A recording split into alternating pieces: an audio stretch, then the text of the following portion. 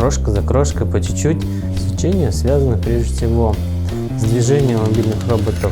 Интересуешься наукой и прогрессивными идеями? В проекте «Наука-наука» мы расскажем о молодых ученых Удмуртии, их исследованиях и достижениях. Мы познакомим вас с лучшими и перспективными, теми, кто знает, как устроен этот мир с научной точки зрения.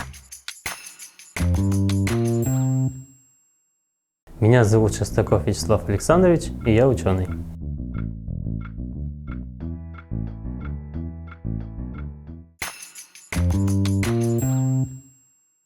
Приходит в науку в любом случае через образование. Образование у меня техническое, это инженер-робототехник, и бакалавриат, и магистратура. И после успешного окончания вот этих двух ступеней решил продолжить учиться и в аспирантуре. В области науки ведется вот как раз-таки работа и исследование с мобильными роботами, с так называемыми омниколесами или роликонесущими колесами. Работа над математическими различными моделями, ведутся работы над экспериментальными моделями, с разработкой всех этих алгоритмов управления и самих мобильных роботов. Изучение связано прежде всего с движением мобильных роботов.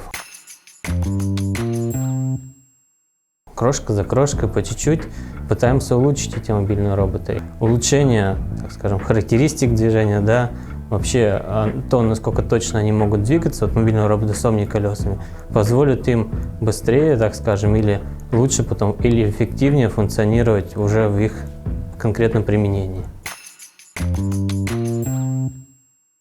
Такие мобильные роботы, они используются как учебные, как игрушки у всех. В основном это такие транспортные роботы, где перевозится груз. Прототип – это такой уже достаточно законченный учебный или учебная экспериментальная модель, предназначена для отладки и разработки алгоритмов управления мобильными роботами с роликонесущими колесами, или, как проще их называют, с омниколесами. Вращение роликов, которых относительно собственных осей, позволяет вращаться такими системами в любых направлениях. Такие системы, они в перспективе также заканчиваются какими-либо проектами, вплоть от бытовых, то есть это бытовые роботы, которые перемещаются в узких пространствах, и заканчивая тем, что используются как транспортные роботы. Если лично, это всегда построить свой дом, жить в частном доме, а если с точки зрения хобби или тем, чем мы занимаемся, как я сказал, довести именно проект с роботизированным складом.